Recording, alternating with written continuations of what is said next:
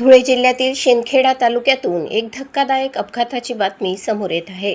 मांडळ गावाजवळ भीषण अपघात घडला असून 2 जण जखमी झाले आहेत। मिळालेल्या माहितीनुसार दोंडाईच्याहून धुळेच्या दिशेने बैल घेऊन जाणारी पिकअप गाडी जात होती। याच वेळी मागून भरधाव वेगात आलेल्या स्विफ्ट डिझायर कारने पिकअपला जोरदार धडक दिली। धडक इतकी जबरदस्त होती की कारचा पुढील टायर फुटला आणि गाडी पुढे जाऊन थांबली। या अपघातात कारमधील 2 जणांच्या डोक्याला दुखापत झाली आहे, तर पिकअप गाडी उलटल्याने त्यामधील बैलही खाली पडले असून त्यांनाही गंभीर दुखापत झाली आहे।